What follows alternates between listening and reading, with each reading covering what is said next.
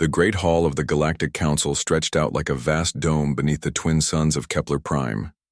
Representatives from 47 different species sat in circles around the central speaking platform. Each alien race looked different from the others. Some had scales, others had fur, and a few glowed with their own inner light. But today, they all shared the same expression of fear. Ambassador Zektar of the Velnari people walked slowly to the center of the hall. His 6 legs moved with careful precision across the smooth floor. His blue skin had turned pale, which everyone knew meant he was deeply worried. In his 4 arms, he carried data tablets that contained information no one wanted to hear. "Council members," Zektar began, his voice carrying clearly through the translation devices everyone wore. "What I am about to share with you will change how we see our galaxy forever." He activated a holographic display that showed a small blue and green planet orbiting a yellow star. The planet looked peaceful and beautiful from space. White clouds swirled over blue oceans and green continents.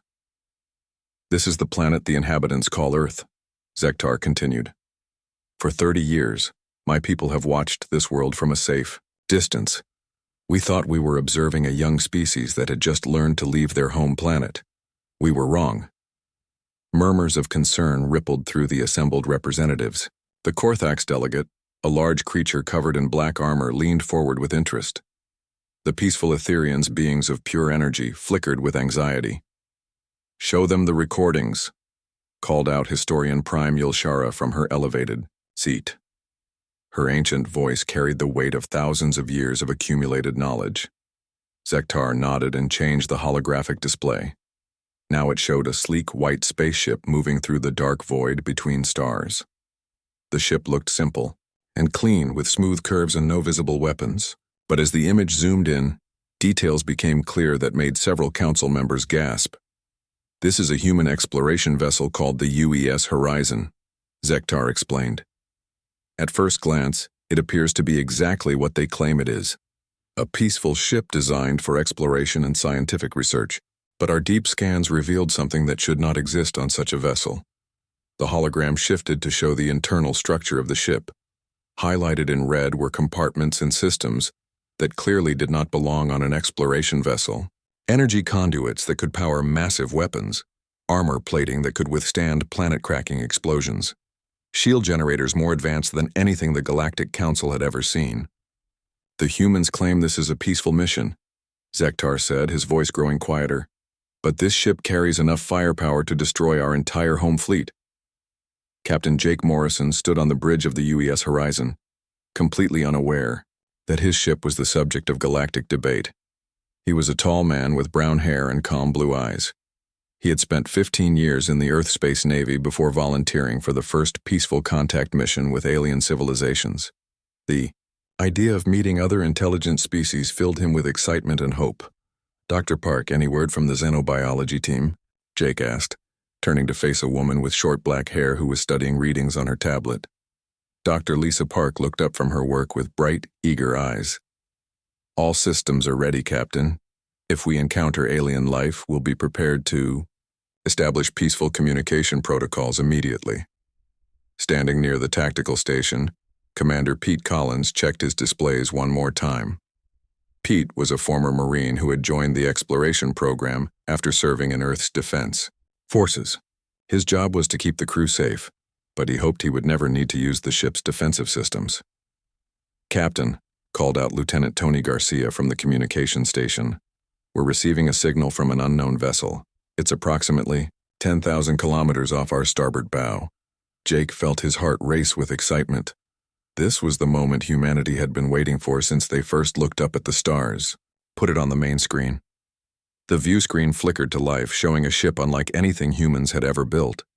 It was long and thin, with crystalline structures jutting out from its hull.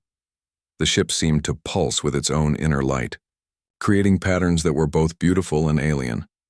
"Magnificent," Dr. Park whispered.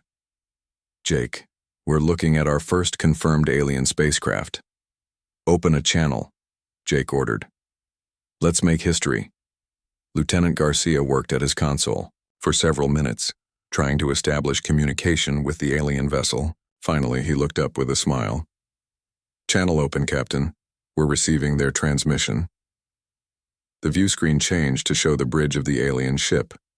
A creature that looked like a cross between a spider and a jellyfish appeared on screen. It had multiple eyes that moved independently of each other, and its skin shifted colors constantly. When it spoke, the translation system converted its words into English. "Human vessel, this is Captain Thecamol of the Velnari exploration ship Wandering Star. We greet you in the name of peaceful contact between our species." Jake stepped forward with his best diplomatic smile. "Captain Thecamol, this is Captain Jake Morrison of the Earth ship UES Horizon. On behalf of humanity, I welcome this historic moment of first contact between our peoples." For a moment, Captain Thecamol seemed pleased. His skin shifted to brighter, more cheerful colors. But then, something changed. His multiple eyes focused on something behind Jake, and his skin immediately turned dark red. "Captain Morrison," Thecamol said, his voice now filled with what sounded like terror. "Our sensors are detecting unusual energy signatures from your vessel.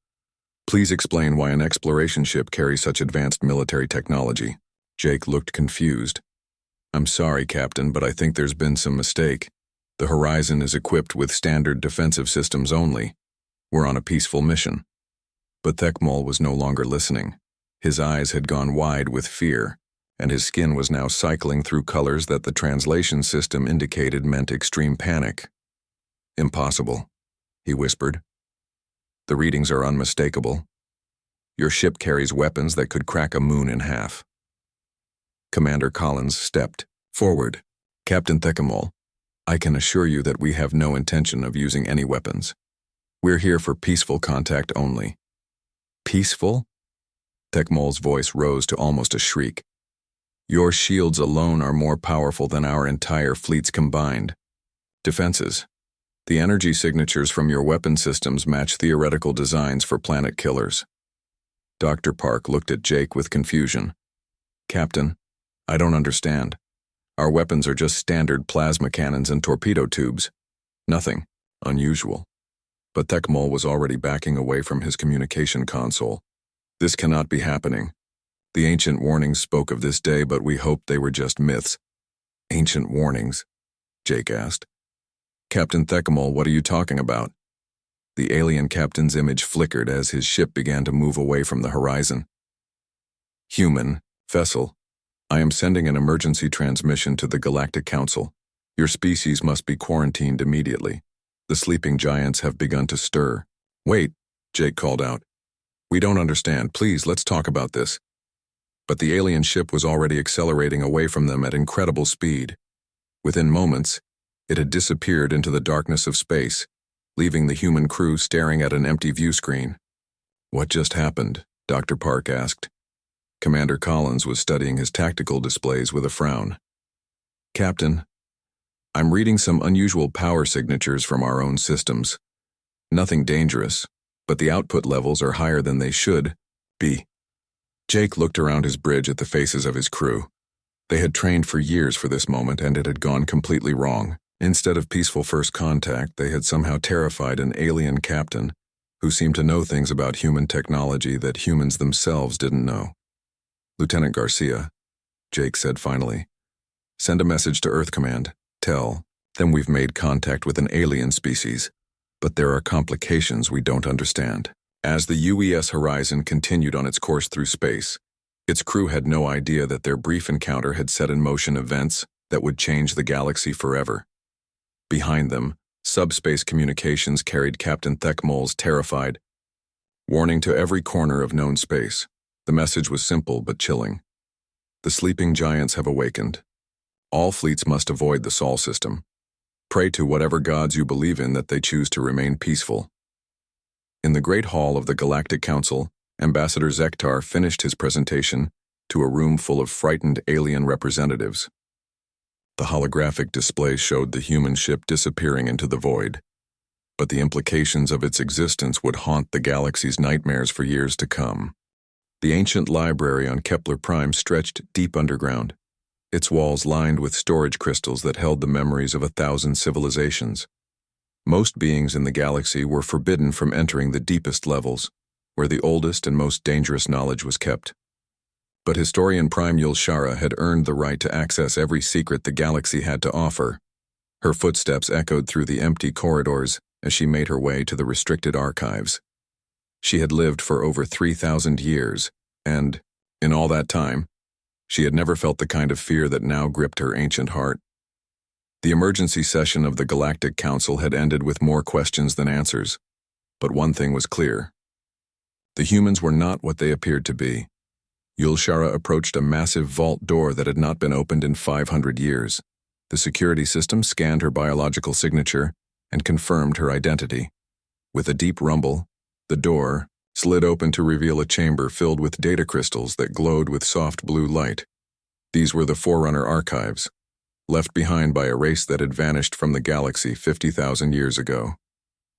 The Forerunners had been the most advanced civilization ever known, masters of technology that current species could barely understand, but even they had feared something enough to leave detailed warnings for future generations. Yulshara activated the main archive and began searching through records that dated back to the dawn of galactic civilization. She knew what she was looking for, but hoped she would not find it. The search terms she entered were simple but terrifying: war gods, sleeping giants, and the Forgotten Empire. The crystal display lit up with results that made her blood run cold.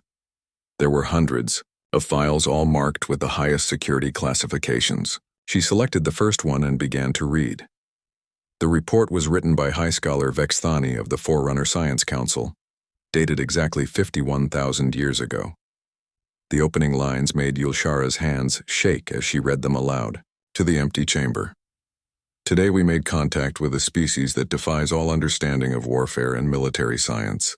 They call themselves humans, and they have conquered 17 star systems in the past solar cycle, using tactics and weapons that should not be possible.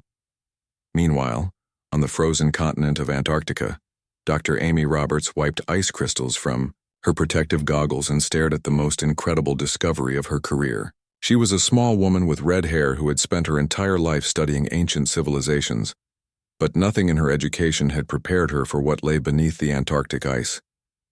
The excavation site stretched out before her team like a vast, underground city. The buildings were clearly made by human hands, but they were built with technology that surpassed anything modern humanity had achieved. Smooth metal walls rose in perfect geometric patterns, and even after thousands of years, buried in ice, power conduits still glowed with faint energy. Dr. Roberts called out her assistant, a young man named Kevin Brown. "You need to see this." Amy followed Kevin deeper into the ruins, where their team had uncovered what appeared to be a command center. Banks of crystalline displays lined the walls, and in the center of the room stood a throne-like chair surrounded by holographic projectors. "The carbon dating results came back," Kevin said, his voice filled with excitement and confusion. "These ruins are over 50,000 years old." Amy felt dizzy as the implications hit her. That's impossible. 50,000 years ago, humans were barely using stone tools. We weren't even farming yet. "That's what I thought too," Kevin replied.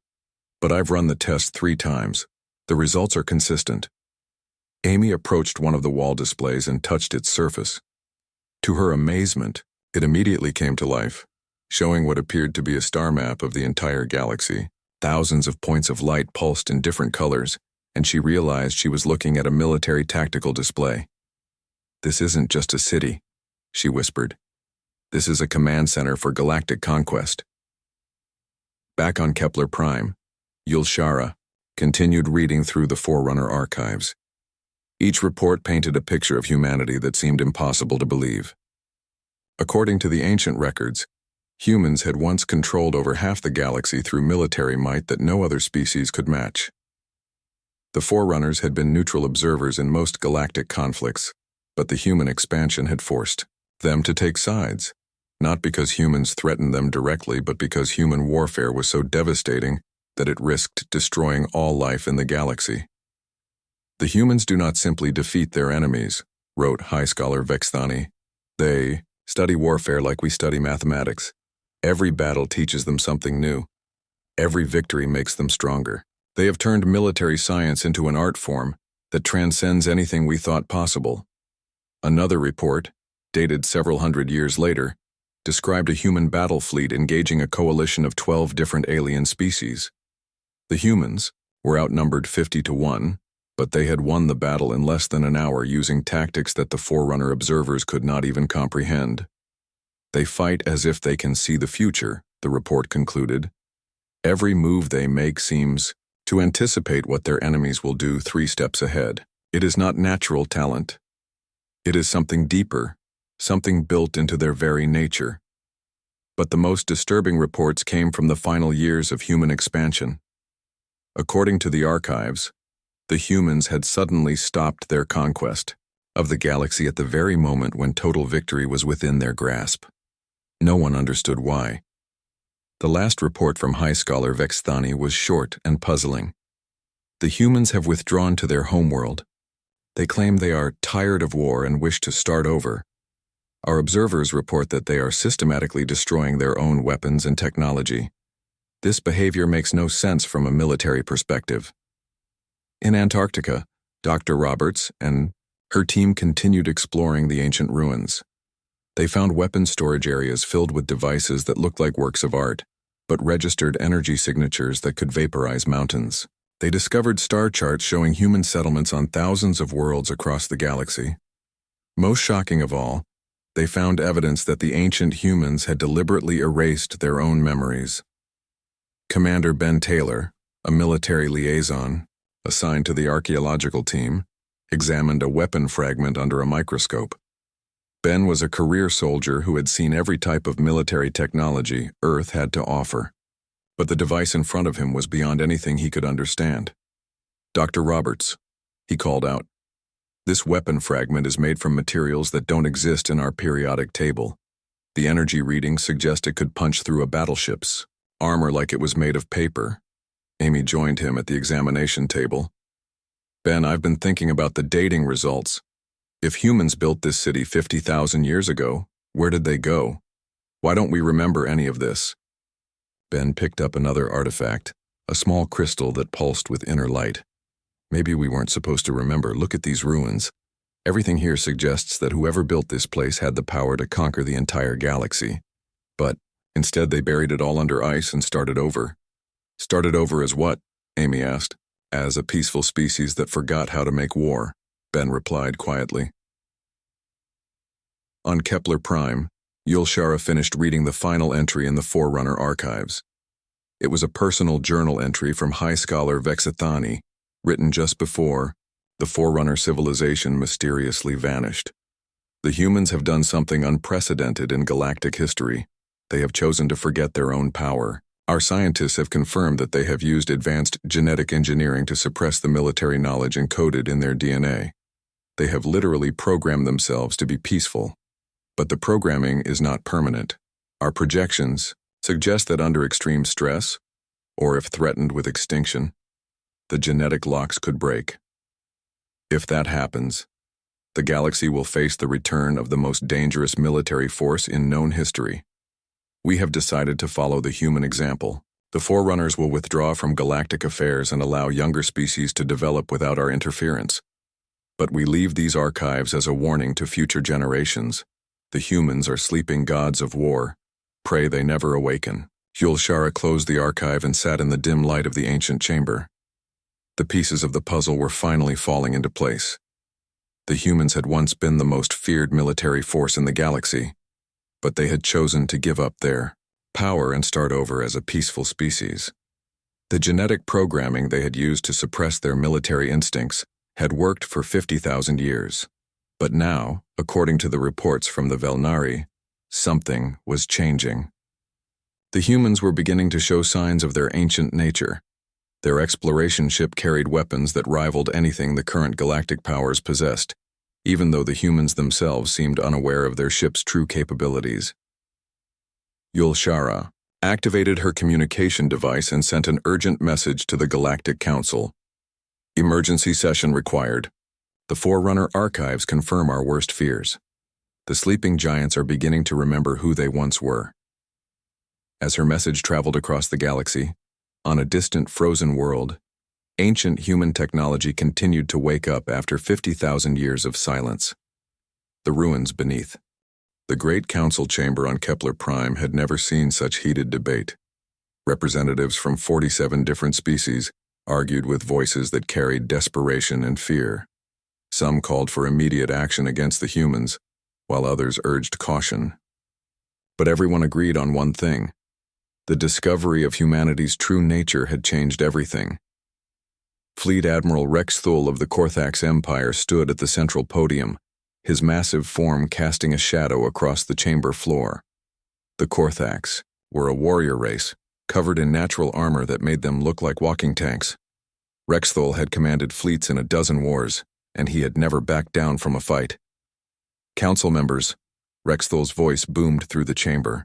We have learned that the humans are descendants of the ancient war gods who once terrorized this galaxy. The evidence is clear. Their exploration ship carries enough firepower to destroy entire fleets. Their buried cities contain weapons that could crack planets. We cannot wait for them to remember their full power. Ambassador Zektar of the Velnari people trembled as he spoke. Fleet Admiral, you are talking about attacking a species that nearly conquered the galaxy 50,000 years ago. Even in their current peaceful state, one of their ships terrified our best captain. What do you think will happen if we actually attack them? Rex Thule's eyes glowed red with anger. That is exactly why we must strike now, while they are still sleeping. Every day we wait, they grow stronger. Their genetic programming is already breaking down. Soon, they will remember everything, and then it will be too late. In the viewing gallery above the main floor, historian Prime Yulshara watched the debate with growing concern. She had spent days studying the Forerunner archives, and what she had learned filled her with dread. The ancient humans had not been simple conquerors. They had been something far more dangerous, military geniuses who treated warfare like an art form. The Forerunners were more advanced than any current civilization, Yulshara called out to the assembled council. Yet even they feared the humans enough to withdraw from the galaxy. The humans chose to forget their power, but that choice may no longer be theirs to make. Meanwhile, millions of light years away, Captain Jake Morrison stood on the bridge of the UES horizon, still trying to understand what had happened during their first contact with the aliens. His crew had run every diagnostic test they could think of, but they found nothing unusual about their ship's systems. Captain, Dr. Lisa, Park approached him with a data tablet in her hands. I've been analyzing the energy readings the alien captain mentioned. Our weapons do seem to be operating at higher efficiency than normal, but I can't explain why. Commander Pete Collins looked up from his tactical station with a frown. Captain, I've been going through our ship's technical specifications. Some of these systems weren't in the original blueprints. It's like someone upgraded our ship without telling us. Jake studied the data on Dr. Park's tablet. The numbers showed weapon systems that were far more powerful than anything he remembered from his training. How is that possible? I supervised the loading of every system on this ship myself. That's what worries me, Pete replied. Either someone lied to us about our capabilities, or our ship is somehow upgrading itself. On Earth, in a classified facility buried deep beneath the Colorado mountains, Major Kate Sullivan watched banks of monitors that showed readings from around the planet. Kate was a career military officer who had been placed in charge of Project Deep History, a program designed to study the artifacts found in Antarctica. Dr. Webb, she called out to a man in a white lab coat who was working at a nearby computer terminal. The Antarctic site is showing increased activity. Power levels have doubled since yesterday. Dr. Ryan Webb looked up from his work with excitement in his eyes. Ryan was a physicist who specialized in energy systems, and the technology they had found in the ruins fascinated him beyond measure. Major, I think I know why. The artifacts aren't just responding to our tests, they're responding to something else. What do you mean? Kate asked. I mean they're receiving signals from space, Ryan replied. Something is waking them up remotely. Kate felt a chill run down her spine. Signals from where? Ryan pointed to a display that showed energy readings from across the galaxy. Everywhere. Major, There are dozens of similar energy signatures activating all across known space. Whatever built the Antarctic facility left installations throughout the galaxy, and they're all coming online at the same time. In the deep space between star systems, ancient human installations that had been dark for 50,000 years began to stir. These weren't just weapons platforms or communication relays. They were something far more sophisticated, automated defense networks that had been programmed to activate if humanity was ever threatened with extinction. The installations were invisible to current galactic sensors, hidden by technology that made them blend into the background radiation of space. But as they powered up, they began sending signals to each other and to Earth, creating a network that spanned the entire galaxy. Back in the council chamber on Kepler Prime, Fleet Admiral Rex Thul had won enough support for his plan. 23 species had voted to authorize a preemptive strike against Earth, while 24 had voted against it. The tie-breaking vote came from the Etherian representative, a being of pure energy who rarely involved themselves in military matters. The Etherians have always believed in peace, the representative spoke in a voice like wind chimes. But we also believe in survival. If the humans are truly awakening, then perhaps it is better to face them now while we still have a chance. Rex Thul smiled with satisfaction. The vote is carried. I will assemble the largest fleet in Korthak's history, 200 ships armed with our most advanced weapons. We will strike the human homeworld before they can fully remember their power. Ambassador Zektar stood up in desperation. Fleet Admiral, you are making a terrible mistake. The Forerunner archives warn specifically against this course of action. They say that nothing will awaken the human war instincts faster than a direct attack on their homeworld. The Forerunners are extinct, Rex Thul replied coldly. Their warnings died with them. In 3 days, my fleet will depart for the Sol system. The age of human dominance will end before it can begin. On Earth, in the Antarctic facility, Dr. Amy Roberts watched in amazement as the ancient technology around her came fully online. The crystalline displays that had been dim for weeks now blazed with light, showing star maps and tactical information that covered the entire galaxy. Ben, she called out to Commander Ben Taylor, who was studying weapon fragments at a nearby table. You need to see this. Ben joined her at the main display, where a three-dimensional map of the galaxy rotated slowly. Thousands of points of light marked locations throughout space, and as they watched, more lights began appearing. What are we looking at? Ben asked. I think it's a defense network, Amy replied. Look at the pattern. These installations are positioned to protect shipping lanes, colony worlds, and strategic resources. It's like someone built a galaxy-wide security system. As they watched, text began appearing on the display in a language that looked almost like English but was somehow different. Amy realized she could read it, even though she had never seen the writing before. Defense network activation complete, the text read. Threat assessment. Multiple hostile fleets detected. Primary objective, protect human settlements. Secondary objective, minimize collateral damage to allied species. Amy, Ben said quietly, I don't think this system is just waking up randomly. I think it's responding to a threat. In space near the edge of Korthak's territory, Fleet Admiral Rex Thul's massive armada gathered for departure.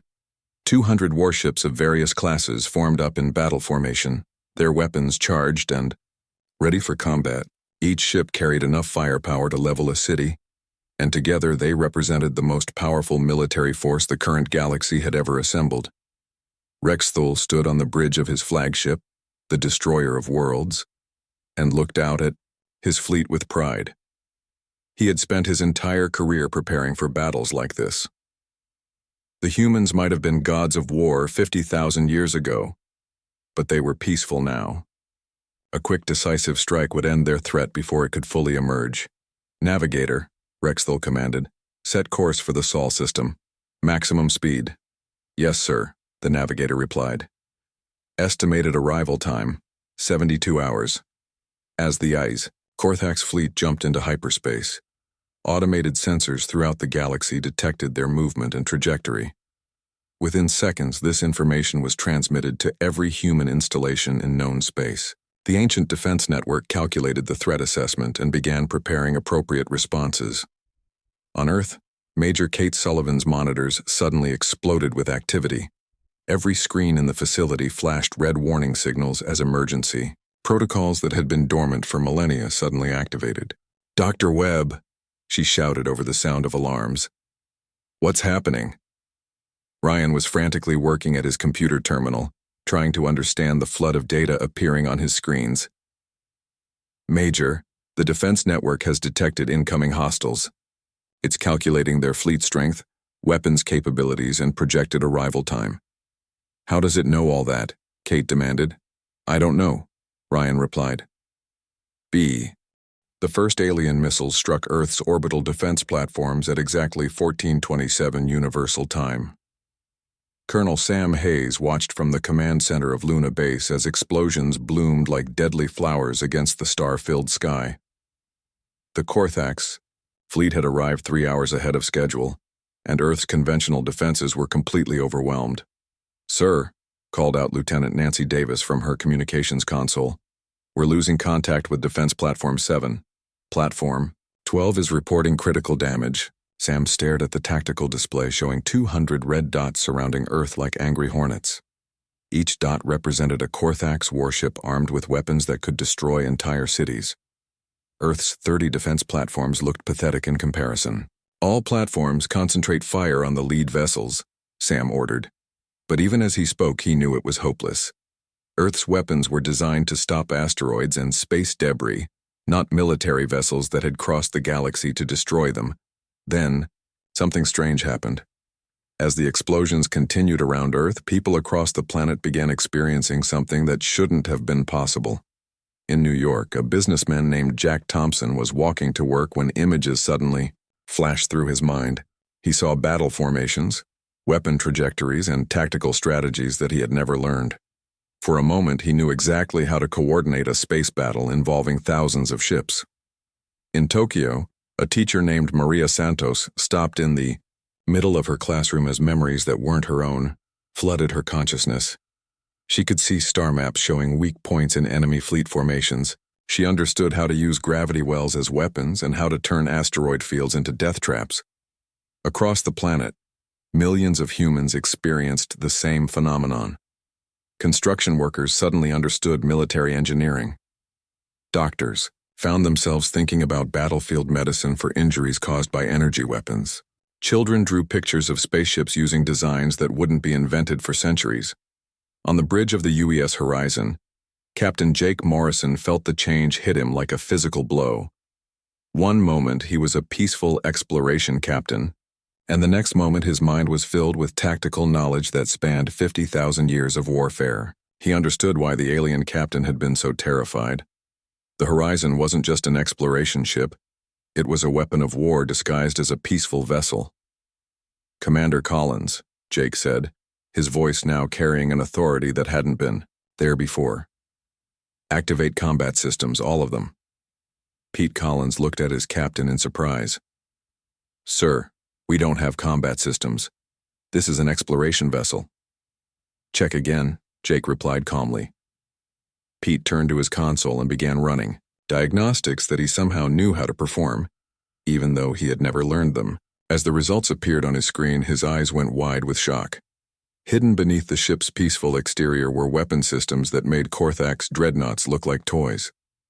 "Captain," Pete said quietly, "we have plasma cannons that can punch through a moon.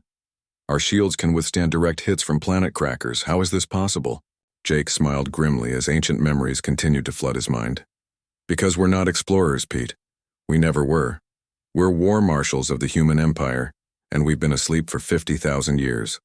The ship's computer system, which had been silent throughout their mission, suddenly spoke with a voice that carried the weight of ages.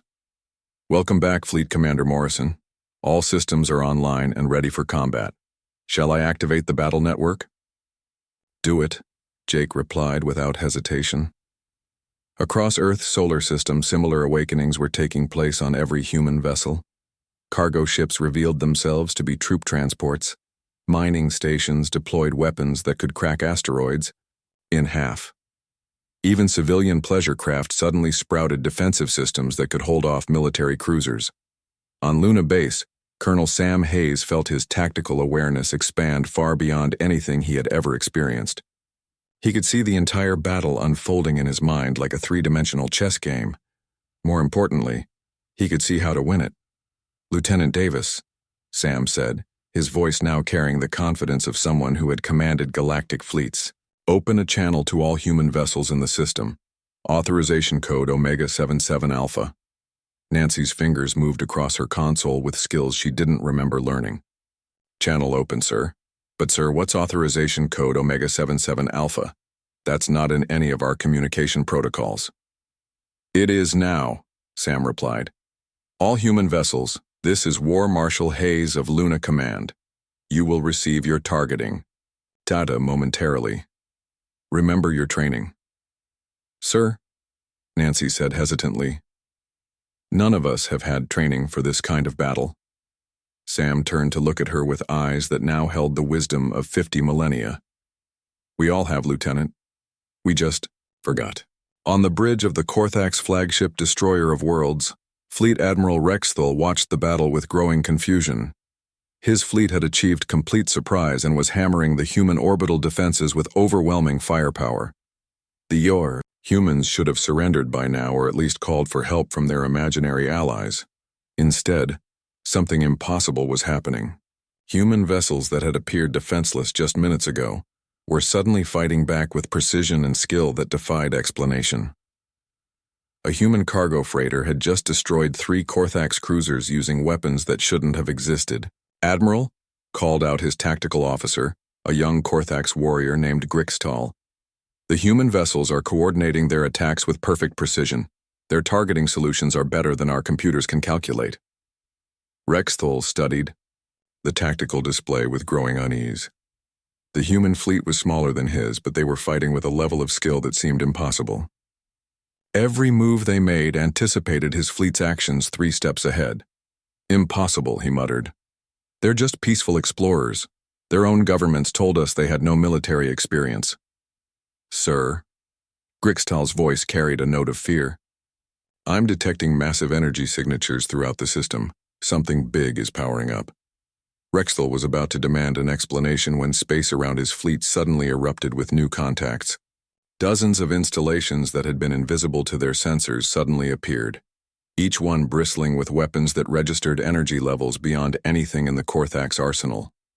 On Earth, in the Antarctic facility, Dr. Amy Roberts and Commander Ben Taylor watched in amazement as the ancient human technology around them came fully alive.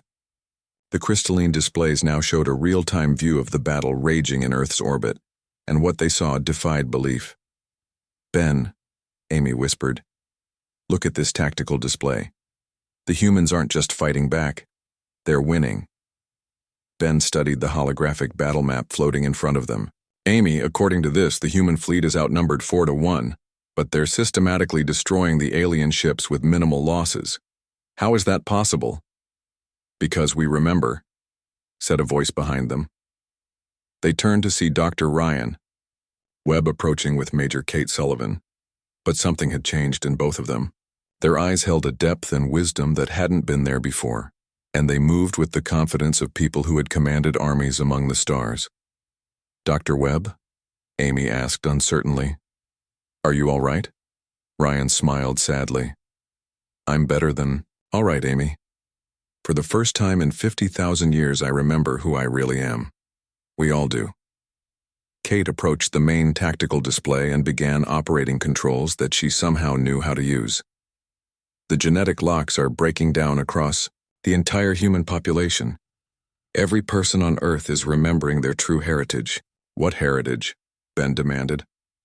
"We were the rulers of the galaxy," Kate replied simply. "We commanded fleets that spanned 1,000,000 worlds. We were so good at warfare that even our allies feared us. And when we grew tired of endless conflict, we chose to forget everything and start over as a peaceful species." On the display, they watched as the battle in Earth's orbit reached its climax. The Korthax fleet, which had seemed so powerful just hours ago, was being systematically dismantled by human forces that fought with inhuman precision and skill. Back in space, Captain Jake Morrison stood on the bridge of the UES Horizon as his ship carved through the enemy fleet like a sword through paper. His plasma cannons, now operating at full capacity, could destroy Korthak's battleships with single shots. His shield shrugged off enemy fire that should have vaporized his vessel. "Commander Collins," Jake said calmly, "target the enemy flagship. Let's end this." Pete's hands moved across his weapons console with the skill of someone who had been doing this for lifetimes. "Target locked, Captain. Shall I fire?" Jake paused for a moment, feeling the weight of 50,000 years of suppressed military knowledge pressing against his consciousness. In that moment, he understood exactly what his species had been and why they had chosen to forget. The power flowing through him was intoxicating, but it was also terrifying. "Fire," he said quietly. The Horizon's main weapon discharged with a sound like thunder. A beam of pure energy crossed the void between ships and struck the destroyer of worlds amidships. Fleet Admiral Rexthal had just enough time to realize that he had awakened something that should have remained sleeping before his flagship vaporized in a burst of brilliant light. 3 months after the destruction of the Korthak's fleet, the Great Council Chamber on Kepler Prime had never been so quiet. Representatives from 47 different species sat in their seats, but none of them spoke. They were all waiting for the humans to arrive. The invitation had been simple and polite, delivered by a human diplomatic vessel that appeared in their system without any warning.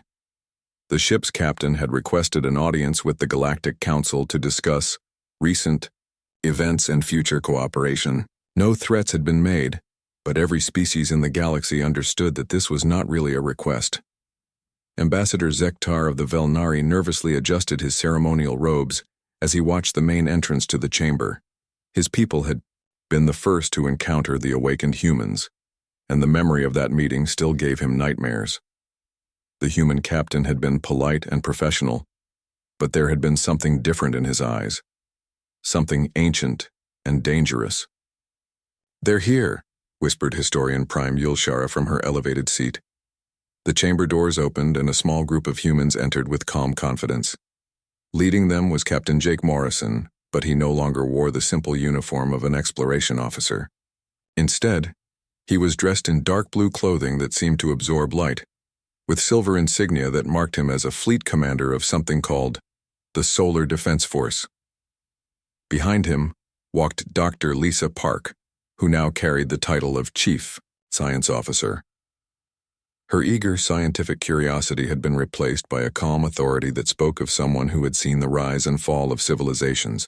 Commander Pete Collins followed, but his nameplate now read War Marshal, and the weapons he carried were unlike anything the current galaxy had ever seen. The humans took their places at the central speaking platform with movements that were perfectly coordinated. They didn't need to communicate with each other because they all shared the same tactical awareness that had once conquered half the galaxy. Jake stepped forward and looked around the chamber with eyes that held 50,000 years of accumulated wisdom. "Honored representatives," he began, his voice carrying clearly to every corner of the vast room. "We come before you today to discuss the future of our galaxy." "We know what you are," called out a voice from the Etherian section. The being of pure energy flickered with nervous light as it spoke. "The archives have told us everything. You are the sleeping gods of war, and now you have awakened." Jake nodded slowly. "Yes. We remember what we once were. We remember commanding fleets that could crack worlds. We remember conquering star systems with tactics that your military schools still cannot understand. We remember why every civilization in the galaxy once feared the name of humanity." A murmur of fear rippled through the assembled representatives. Some species began calculating escape routes, while others wondered if their homeworlds were already surrounded by invisible human ships. "But," Jake continued, his voice growing softer, "we also remember why we chose to forget." Dr. Park stepped forward, her scientific mind now enhanced by genetic memories of galactic-scale warfare. 50,000 years ago, humanity stood at the peak of military power. We controlled over half the known galaxy, and no force could stand against us. But we discovered something that our current civilization is only beginning to understand. What did you discover? Asked Yulshara, though she feared the answer. That absolute power leads to absolute destruction, Pete Collins replied. We were so good at warfare that we were in danger of destroying all life in the galaxy, including ourselves. Every victory made us stronger, but it also made us more isolated. Other species feared us so much that they would rather destroy themselves than surrender. Jake looked directly at the section where the Korthax representative sat. The armored alien warrior shifted uncomfortably under the human's gaze. We could have continued our conquest until every world in the galaxy was under human control, but then what? Rule over a galaxy full of empty worlds? Command fleets with no one left to protect? So you chose to forget, Yulshara said quietly. We chose to sleep, Jake confirmed. We used our advanced technology to suppress our own military instincts and start over as a peaceful species. We hoped that other civilizations would grow and develop while we learned to live without constant warfare. Ambassador Zektar found his voice, though it trembled as he spoke. But now you have awakened. The Korthax fleet was destroyed so completely that no trace of it remains. Your ships appeared from nowhere and vanished back into space. What are your intentions now? Jake was quiet for a long moment, and the silence stretched until many representatives began to worry that they had offended the awakened war gods. Finally, he spoke again. We do not wish to reconquer the galaxy, he said simply. We have seen what that path leads to, and we have no desire to walk it again. But we also cannot return to the innocence we once had. The genetic locks that kept our memories suppressed have been permanently broken. We will always remember what we are capable of. Dr. Park activated a holographic display that showed the current state of the galaxy. Our scientists have been studying the political situation among your species. In the 3 months since our awakening, 17 different conflicts have begun across known space. War fleets are being assembled. Trade routes are being cut. It seems that without the threat of human intervention, many species have decided that now is the time to settle old disputes. That is not our concern, declared a representative from the Rigelian Confederacy. Galactic politics are not the responsibility of any single species, no matter how powerful. Pete Collins smiled, but there was no warmth in it. You misunderstand our position. We are not offering to intervene in your conflicts. We are informing you that we will not tolerate any conflict that threatens human worlds or human interests. The chamber erupted in angry voices as representatives from dozens of species began shouting at once. Some demanded to know what gave humans the right to dictate galactic policy. Others wanted to know exactly which worlds and interests humans considered their own. Jake raised his hand and the chamber fell silent instantly. The simple gesture carried such authority that even the most aggressive species found themselves unable to speak. Let me be perfectly clear, Jake said, his voice now carrying the full weight of humanity's ancient power. We have installations throughout this galaxy that have been dormant for 50,000 years. They are now active and monitoring every star system. We have weapons platforms that your sensors cannot detect, and ships that can cross the galaxy in hours instead of weeks. He paused to let this information sink in before continuing. But we do not wish to use these capabilities unless we are forced to. We propose a new arrangement for galactic civilization. Dr. Park stepped forward again. Humanity will serve as a neutral arbitrator for major conflicts. We will not conquer your worlds or impose our government on your people, but we will prevent any war that threatens to destroy entire civilizations. And if we refuse? Asked the Korthax representative, his voice barely hiding his rage at the destruction of his people's fleet. Pete Collins answered with the calm certainty of someone who had calculated the outcome of the battle before it began.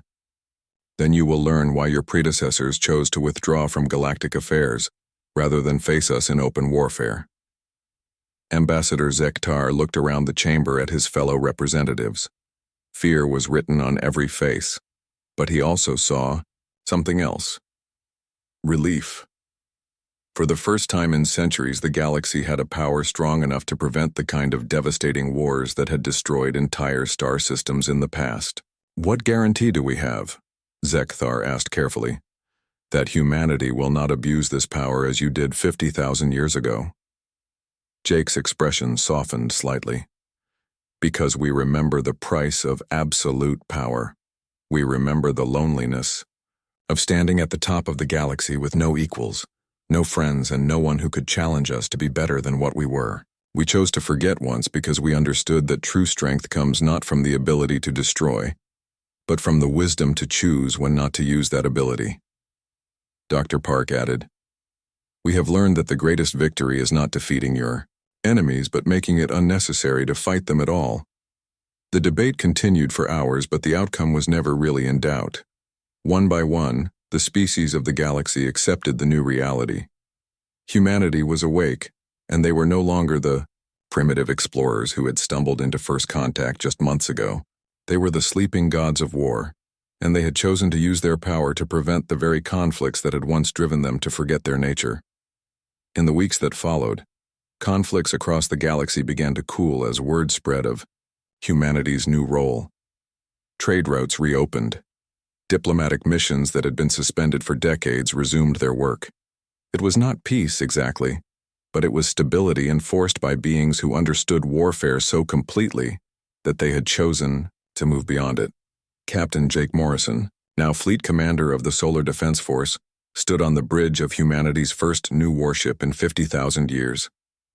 The vessel, named the UES Remembrance, was a monument to both human military capability and human restraint.